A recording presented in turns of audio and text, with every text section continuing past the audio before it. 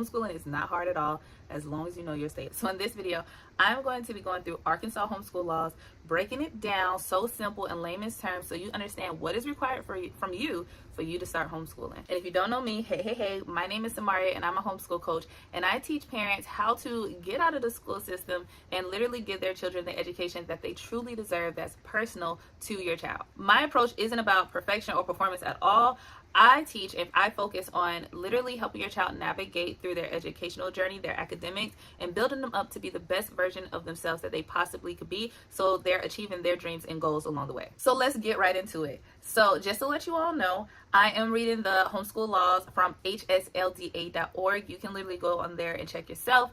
I do want to make note that it is important to check with your state's Department of Education, because a lot of times things change. I'm not gonna lie, sometimes they be trying to change these laws up on us, but for the purpose of this video, I'm going to stick to hslda.org, and we're just gonna go through it, all right? For the state of Arkansas, there is only one option to homeschool.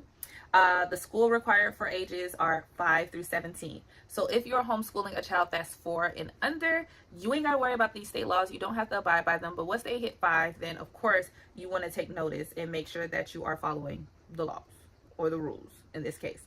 So it reads, this is what it says: in Arkansas, parents may homeschool under the homeschool statute if a registered sex offender lives in your home, or if your student is currently being disciplined by a public school. It's imperative that you get individualized guidance before seeking to start a homeschool program. Let me tell you something. I love that this is in here. A lot of other states don't really mention that. As you can see, if you watch any of my other videos, no other states have said this. And I think this is so important because I'm going to add this note in here.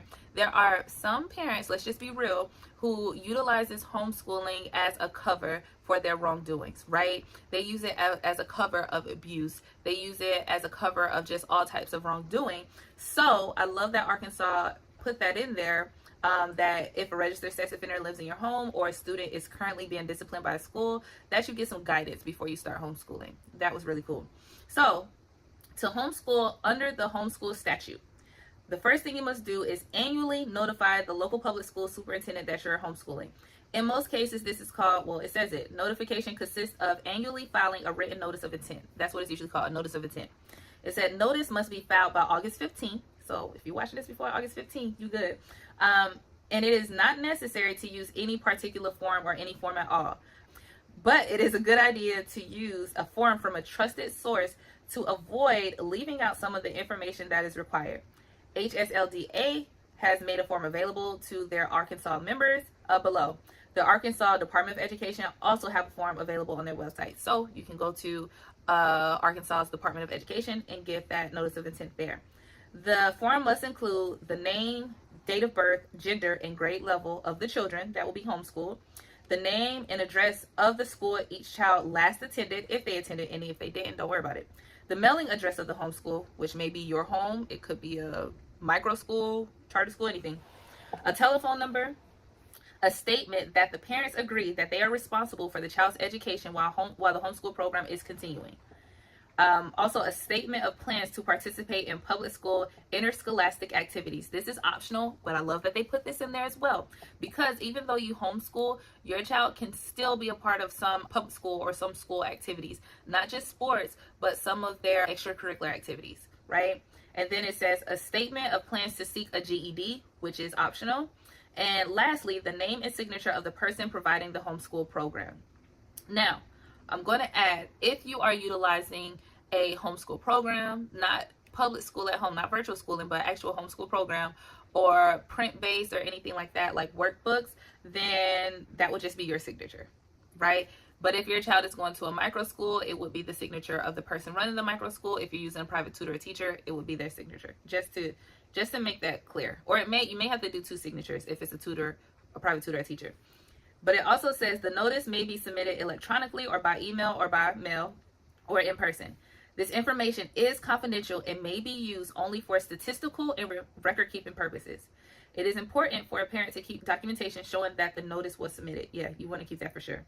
If you decide to begin homeschooling after the start of the year and your child is enrolled in public school, you must file the notice 5 days prior to withdrawing from public school.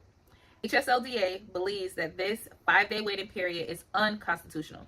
So they don't think that HSLDA.org, where I'm reading this from, they don't believe in that 5-day waiting period, but it is what it is. If you move into the state or a new school district during the school year, you must file in the new district within 30 days after establishing residency there. So it also reads, in 2019, the laws related to obtaining a learner's permit or driver's license were changed, so now that no evidence of schooling needs to be submitted. I don't know if this is important, but if you homeschool, you don't need to provide any proof of or evidence of schooling for your child to get a learner's permit or driver's license.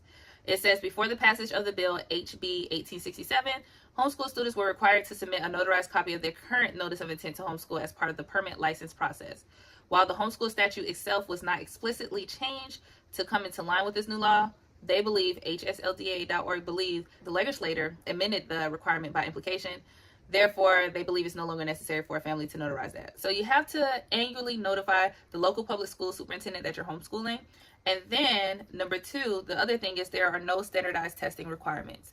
Standardized tests is a big thing in the homeschool community because there are a lot of parents that don't believe in testing, right? They don't like it or anything like that. So if you're in the state of Arizona, you ain't got to worry about your child taking any standardized tests. If you choose to, if you do want your child to take standardized tests, you can usually do any nationally known standardized testing. It can be from a different state, but you can do that just for you, for your purposes, but it is not required. That is really it for the state of Arkansas. They don't mention anything about the required subjects, which is extremely important. They really just went in on the notice of intent, when it has to be filed, what must be on that notice, and that was it. So, I mean, that's really simple. If all you got to do is just file a notice of intent and put in the required information, and that's how you start a homeschool, then that's really what it's saying in layman's terms. So, yeah, that's all that's required to homeschool. And from there, you can go print-based, you can unschool, you can just homeschool how you want to. And if you're watching this video and you're hearing me say these different types of homeschooling, right? Different ways to do it. And you're like, what is that? I'll do a video for that another time. The purpose of this video is just going through the homeschool state laws so that you have a clear understanding of what is required from you to start, how simple it is to start, so we can get over this hump, because starting is the hardest thing when it comes to almost anything, especially homeschooling. A lot of parents think, I'm not a teacher, I don't know if I can do this, I think I'm going to fail my child, what if I mess up? It's like, if you knew how simple it really is, it's hard to mess up. And we're doing a whole series going through all 50 states, the homeschool laws. Who knows? As this goes, we may even do other countries, all the homeschool laws, so that you understand, again, how simple this is. Homeschooling is really not hard. And when it comes to the teaching aspect, where it is, I'm not a teacher, I barely passed high school, or maybe I was a C student, I don't remember the things in school. I want you to know that that's normal. Majority of us don't remember majority of the things we learn in school. Let's be real. We only remember snippets of it or things that we apply to day to day or stuff. But that doesn't mean that you can't educate your child at home. There are hundreds, if not thousands, of homeschool programs and curriculums out there. Think about it. There's teachers leaving the school systems and becoming tutors and starting their own practices to educate your child. So if that is your concern, I want to let you know that I created the curriculum matcher that aligns you with homeschool programs or homeschool curriculums based off of your child needs, their wants, your needs, your budget, and all the things. So you don't have to spend months, wasting months doing research. You ain't got to come into this blind, asking random strangers on the internet what homeschool program you should pick, because they don't know you, they don't know your child, they don't know your situation. They're going to tell you what they feel is best based off of their experience, but that may not work for you.